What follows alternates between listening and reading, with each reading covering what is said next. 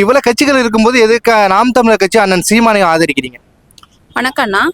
நம்ம குழந்தைங்களுக்கு தேவையானது நல்ல காத்து, நல்ல உணவு, நல்ல உடை, இந்த மாதிரி இருக்கிறது தான். நம்ம இதெல்லாம் தேவை அப்படின்னா கண்டிப்பா பாரம்பரியத்தை மீட்டெடுக்கணும். பாரம்பரியத்தை மீட்டெடுக்கணும் அப்படின்னா அது நம்ம அண்ணனால மட்டும்தான் முடியும். ஏன்னா அவர் மட்டும்தான் இயற்கை சார்ந்த எல்லாத்துக்குமே மாநாடு போடுவாரு. மற்ற உயிரினங்களை அவர் நேசிக்கிறாரு அப்படின்னா கண்டிப்பா நம்மளையும் நேசிப்பார்.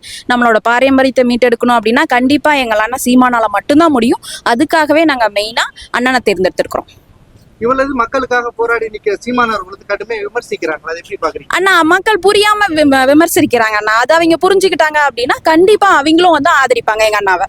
2026 தேர்தல் அண்ணனுக்கு வளர்ச்சியா இருக்குமா வீழ்ச்சியா இருக்கணும்? கண்டிப்பா வளர்ச்சி தான் அண்ணா. மக்கள் புரிஞ்சுக்கிற வரலும் வளர்ச்சியே தான், எப்பயுமே வளர்ச்சி தான்.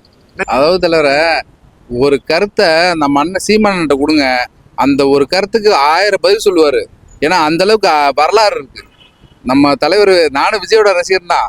ஆனாலும் அவர்கிட்ட ஒரு கருத்தை கேட்டா பின்னாடி போய் எழுதி வாங்கிட்டு வந்தா சொல்லுவாரு ஒழிய சத்தியமா சொல்ல முடியாது. ஏன்னா அரசியலை பொறுத்த வரைக்கும் வரலாறு தெரியணுங்க, நம்ம கலாச்சாரம் பண்பாடு எல்லாமே தெரியணுங்க. அப்பதாங்க அரசியலை இறங்க முடியும். அண்ணன் எல்லா வரலாறும் தெரியும், பண்பாடு கலாச்சாரம் எல்லாமே தெரியும். அடுத்து என்ன பண்ணலாம் நம்ம சமூகத்தை அப்படிங்கிற சொல்ல தெரியும். ஆனா விஜய் தலைவர் எனக்கு ரசிகர் தான். அவர் ரசிகர். அவர் எல்லாத்துக்குமே வீடு தருவேன் அப்படின்னா எங்க போய் தருவேன்? எங்க காசு இருக்குது? ஒண்ணும் இல்லை. இதெல்லாம் சும்மா அடிச்சு விடலாங்க. இதெல்லாம் பண்ண முடியாதுங்க. எல்லாத்துக்கும் வேலை வாய்ப்பு தருமே. முதல்ல நம்ம சாப்பிட்ற சாப்பாடு, அதுக்குத்தான் நம்ம தலைவர் முக்கியத்துவம் கொடுத்துருக்காரு. காவிரில எவ்வளவு தண்ணி ஓட்டுச்சு. அந்த காவிரில நானும் மணப்பாறை, துறையூர், அங்க அவரோ ஏரி குளம் சும்மாவே அப்படியே முள்ளு மண்டி கிடக்கு. அதை தூர்வாரி அந்த ஏரி குளத்துல ரொப்புனாலே வெளிநாட்டு அளவுக்கு நம்ம தமிழ்நாடு முன்னேறும். இல்லைன்னா சத்தியம் முன்னேறு. நம்ம தண்ணியை பாதுகாக்கிறதா நமக்கு சரியான வழியே. அவ்வளவு தண்ணி ஓடுது. அதை பார்க்கும்போது வயிற்றுச்சலா இருக்கு. இவ்வளவு தண்ணியை அரசாங்கம் தான் பண்ண முடியும். அந்த காலத்துல இவரு கல்லணையை கட்டினாரு, கரிகால சோழன். அதுக்கப்புறம் பென்னிகுய்க்கு அவர் அந்த அணையை கட்டாரு. அவர் வெளிநாட்டுல பண்ணாரு. உங்களுக்கு எங்கடா போட்டுச்சு துப்பு? இத்தனை வருஷமா ஆள்றீங்க. இல்ல முதல்ல ஒரு அணையை கட்டினீங்களா? இல்ல இருக்கிற ஏரி குளத்தை சுத்தம் பண்ணி வாய்க்கால எடுத்து விடுங்க காவிரில இருந்து. அதுவே தண்ணியை மிச்சம் பண்ணும். அங்கங்க இருக்க மக்கள் பலனடைவாங்க. ஆடு மாடா வளர்க்கலாங்க. இங்கதான் வேலைவாய்ப்பு இல்லை. ஆனா ஆடு வளர்க்கறது மிகச்சிறந்த ஒரு அதை கேலிக்கிட்டல் பண்றாங்க. அது கேள்விகள் தான் பண்ணுவாங்க. ஆடு வளர்க்கறதாங்க மிக நல்ல ஒரு பிசினஸ். ஏன்னா ஆட்டுக்கறி எல்லாத்துக்குமே தெரியும். இந்த 800 ரூபா 1000 ரூபா தொட்டுருச்சு. ஆடு மாடு வளர்க்கறது, விவசாயம் பண்றதா நல்ல தொழில். வருங்காலத்துல விவசாயம் ஒண்ணுதான் நல்லபடியா வரும். அதுதான் வருமாறு. இப்ப ஐடி ஃபீல்டு இருக்கு. ஐடி ஃபீல்டு நிறைய பேர் தூக்கிட்டு இருக்காங்க. ஏன்னா ஐடி ஏற்கனவே அந்த சாஃப்ட்வேர்லாம் இருக்கு. அதை ஆல்ட்ரேஷன் பண்ணி போட்டா போதுன்ற அளவுக்கு இருக்காங்க. ஆனா விவசாயம் அப்படியே தான் இருக்கு. அதை அண்ணன் வந்தா கண்டிப்பா முன்னுக்கு கொண்டு வரலாம். விவசாயம் தான் ஒரே ஒரு வழி. இல்லைன்னா நம்ம சோறு திங்க முடியாது. அதான் கருத்து. அண்ணா மக்களோட மக்களாய் நின்று பேசுறாரு. எந்த தலைவருமே அப்படி வரமாட்டாங்க. அண்ணன் ஒரு பிரச்சனைன்னா அங்க போய் நிப்பாரு. அதுவும் இல்லாம சாதி போற ஓட்டு அது எனக்கு தீட்டுன்னு சொல்லுவாரு. அந்த மாதிரி எந்த தலைவருன்னா சொல்லுவாங்க? யாரும் சொல்ல மாட்டாங்கண்ணா. ஜாதி பார்க்குறவர் எங்களுக்கு ஓட்டு வேண்டவே வேண்டாம், அது எனக்கு தீட்டு, நீ போட வேண்டாம், நீயே வச்சுக்கோ அப்படின்னு ஒரு தலைவராக சொல்லுவாங்களா? யாருமே சொல்ல மாட்டாங்க. அதனால அண்ணாவை ரொம்ப பிடிக்குங்கண்ணா. 26 தேர்தலில் சீமானனுக்கு வளர்ச்சியா இருக்குமா இல்ல வீழ்ச்சியா ஆயிடுமா? கண்டிப்பா வளர்ச்சியா இருக்குண்ணா. நாங்களே இருக்கிறேண்ணா. எங்க அண்ணன் எதுக்குமே பயப்பட வேண்டாம், நாங்க இருக்கிறேண்ணா. இப்ப உங்கள் போல இளைஞர்கள் பாதி பேர் விஜயை நோக்கி ஆதரிச்சு போறாங்களே, அவங்களுக்கும் சீமான ஆதரிக்க இளைஞர்களுக்கும் என்ன வேறுபாடா பாக்குறீங்க? அண்ணா, அவங்களுக்கு அது புரிய மாட்டேங்குது. என் ஃப்ரெண்டுமே அப்படித்தாங்க. சொன்னா புரிஞ்சுக்க மாட்டேங்க. கேட்டா விஜய் பிடிக்குன்னு சொன்ன போதுமாண்ணா அவரே துண்டி சீட்ல பார்த்து பேசுறாங்கண்ணா அவங்க. அதுவும் இல்லாம நானும் நார்மலா ஒரு கட்சி ஒரு வீடியோ போட்டா கூட அந்த மற்ற கட்சிக்கு இருக்கிறாங்க, அந்த டிவிகே கட்சிக்காரங்க தப்பான இப்ப இது கூட பார்த்தா கூட கீழே தப்பான கமெண்ட் தான் பண்ணுவாங்க. அதுதானே அவங்களுக்கு விஜய் அந்த நடிக்கிறத தவிர மித்த எதுவுமே தெரியாதுண்ணா. அவரே பேப்பர் பார்த்து தானே பேசுறாரு, மக்களுக்காக பேசவே மாட்டாருண்ணா. அவங்களும் ஒரு கட்டத்துல புரிஞ்சுக்கிட்டு சீமானனை ஆதரிக்குவாங்களா? கண்டிப்பா ஆதரிப்பாங்க. இப்ப 2 பேத்துக்கு நாங்க புரிய வச்சுக்க, நாங்க நின்று பேசினா அண்ணனோட கருத்துக்கள் சொன்னா போதுன்னா புரிஞ்சுப்பாங்கண்ணா. மத்த கட்சி மாதிரி நாங்க காசு கொடுத்துதான் எங்களுக்கு புரிய வைக்கணும்னு இல்லை. எங்களுக்கு அண்ணனோட கருத்து பிடிச்சது அதை சொன்னாவே அவங்க புரிஞ்சுப்பாங்க. தமிழ்நாட்டை தமிழர் ஆள வேண்டும், தமிழ்நாட்டில் தமிழர் வாழ வேண்டும், தமிழர் மண் வளம் மலை வளம் காக்கப்பட வேண்டும். அதற்காக என்னும் சீமானை நான் ஆதரிக்கிறேன். நல்ல அறிவுபூர்வமா சொல்றீங்களா? ஆனா விஜய் ஆதரிக்கிறாங்களா ஒரு இளைஞர்கள் கூட்டம்? ஆமா. அது என்ன காரணத்தினால விஜய் ஆதரிப்பாங்க சீமானை? அவரு விஜய்க்கு முதல்ல மண்ணுன்னா என்னன்னு கேட்டுவாங்க, அதனுடைய வளம்னா கேட்டுவாங்க. இந்த மொழி வழியே தான் மாநிலங்கள் பிரிக்கப்பட்டிருக்குது.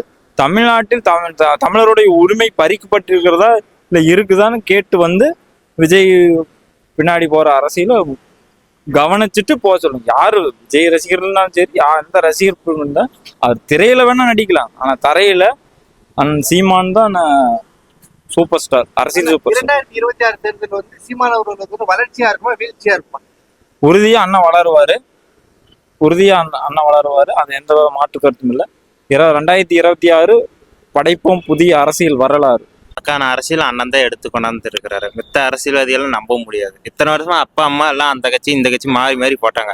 இப்போ நமக்கான அரசியல் நாம தான் பார்க்கணும். அப்போ என் குழந்தைக்கு வேணும் பார்த்தா என் அரசியல் நான் தான் பார்த்தாகணும், அவங்களுக்கு அதைத்தான் பார்த்தாகணும். சீமான் அண்ணனை பின்பற்றி போறீங்களா நிறைய இளைஞர்கள்? ஆமாண்ணா. அதே போல வந்து விஜய் அண்ணனையும் நோக்கி இளைஞர்கள் போறாங்க. ஆனா அது வந்து ரசிகர் கூட்டம்னா, இது வந்து தமிழ் தேசிய கூட்டம். அவங்க என்ன சொல்றாங்கன்னா, எங்களுக்கு நாங்களாம் வந்து சீமானவருக்கு தான் வாக்கு போட்டுட்டு இருந்தோம், இந்த முறை வந்து நாங்க அவருக்கு போட மாட்டோம், தான் விஜய் அண்ணன் வந்துட்டாரு, இல்லாட்டி சீமானவர்கள் வந்து அவர் இருக்கிற பர்சன்டேஜ் தக்க வைக்கிறதே கஷ்டம். நான் முடியும்ண்ணா, எல்லாம் முடியும். அது வந்து ரசிகர் கூட்டம் வந்து அவங்களுக்காக ஓட்டு போடுவாங்க. மக்கள் இப்போ உங்களுக்கு என்ன தேவையோ நாம தான் போட போறோம். எனக்கு என்ன தேவையோ அவரு தான் அரசியல் பண்றாரு. நமக்கான அரசியல் 2026 தேர்தல் வந்து சீமானவருக்கு வளர்ச்சியா வீழ்ச்சியா? நான் கண்டிப்பா வளருவாருங்கண்ணா. அவரோட கொள்கை பிடிச்சிருக்கு. ரெண்டாவது மாணவர்கள் வந்து இன்னைக்கு உருவாக்குறாரு. எத்தனையோ கட்சிகள் வந்து மாணவர்களை வந்து பார்த்தாங்கன்னா இவங்களா அப்படின்ட்டு போறாங்க. ஆனா மாணவர் மதிக்கிற ஒரே கட்சி இதுதான், பெண்களை மதிக்கிற ஒரே கட்சி இதுதான். வேற என்னத்த சொல்ல, நாங்க சாப்பிட்ற சாப்பாடு மதிக்கிற ஒரே இடம் அப்படின்னு சொன்னா அண்ணனோட தான். சீமான் அண்ணனை வந்து பெண்கள் வந்து பெரும்பாலும் ஆதரிக்கிறாங்க. பெண்களுக்கு முதலிடமே இதுதான், இது ஒரு கட்சி தான். எத்தனையோ கட்சிகளை நாங்களும் பார்த்துருக்கோம். பெண்கள் வந்து காசு கொடுத்தா இன்னைக்கு வர்றாங்க அப்படின்னா காசு எதுவுமே எதிர்பார்க்கல, அவங்களோட கொள்கையை மட்டும்தான் பின்பற்றுறோம். விஜய் தரப்புல என்ன சொல்றாங்கன்னா, இந்த வாட்டி வந்து விஜய் அவர்களுக்கு தான் பெண்களுடைய வாக்கு அதிகமா போகும் அப்படிங்கிறாங்களா? அது ரசிகர் கூட்டம் தான், ஆனா கொள்கைக்கான கூட்டம் நம்ம சீமான் மட்டும்தான். சீமான் ஆதரிக்கிற இளைஞர்களுக்கும் விஜய் அவர்கள் ஆதரிக்கிற இளைஞர்களுக்கும் என்ன வேறுபாடா பாக்குறீங்க? வேறுபாடு ஒண்ணுமே இல்லை. ரசிகர்கள் ஒரு திரையில பாக்குறோம், அவங்கள நேர்ல பாக்குறோம் அப்படின்ற ஒரு வித்தியாசம் மட்டும்தானே தவிர அவங்களுக்குன்னு ஒரு கொள்கை ஒண்ணுமே இல்லை. அவங்களே பாருங்களேன், ஒரு ஆட்சியை பிடிக்கணும் அப்போ அப்படின்னாங்க, சரின்னு சொல்லிட்டு ஆட்சி பிடிக்கணும் ஒரு இடத்துக்கு போறாங்க, பேசுறாங்க, அங்க இறந்துட்டாங்க. தன்னை காப்பாத்திக்கொள்ள என்ன பண்ணிட்டாங்க, ஓடி ஒளிஞ்சிட்டாங்க. உடனே கூட்டணி கட்சி தன்னை காப்பாத்திக்க என்ன பண்ணாங்க, கூட்டணி போட்டாங்க. ஆனா நாங்க என்ன அடி விழுந்தாவே தன்னைத்தானே விழுந்தா தன்னைத்தானே எந்திரிக்கிறது. ஒரு கூட்டணி இல்லாத ஒரே கட்சி நான் தமிழர் கட்சி மட்டும்தான், அந்த ஒரே கொள்கை தான். நீங்க இவ்வளவு அறிவுபூர்வமா பேசுறீங்களா? அது தாவேக்கா தரப்புல உள்ளவங்கள்ட்ட மைக்க காட்டி நம்ம கேள்வி கேட்டோம்னா அண்ணன் வந்து உரிமையில பேசுறாங்க, பெண்களா இருக்கட்டும் ஆண்களா இருக்கட்டும். அது விமர்சிக்கிறது அது அவங்களுக்கு தெரிஞ்சு. இந்த மாதிரி மக்கள் இருக்கிற வாசிதான் ஒண்ணுமே அறிவே இல்லாதவ ஆட்சியில நிக்கிற மாதிரி இருக்குது. அப்ப எல்லாம் தெரிஞ்ச அண்ணன் எங்க போய் நிப்பாட்டலான்னு நம்ம உண்ணும் உணவு. எத்தனை பேர் அரசியல்வாதி சுத்தினாலும் நாங்க அவங்க அண்ணன் விதைக்கிற விதைய முளைச்சு வந்தது சாப்பாடை தான் அவங்க சாப்பிட்டாகணும். இதுதான் இன்னைக்கு ஓடிக்கிட்டு இருக்கு. அது அவங்களுக்கு புரியணும்னு அவசியமே இல்லை. சீமான் இந்த அளவுக்கு ஆதரிக்கிறதுக்கு எந்த காரணம் வந்து உங்களுக்கு வந்து உந்துகோலா இருந்துச்சு?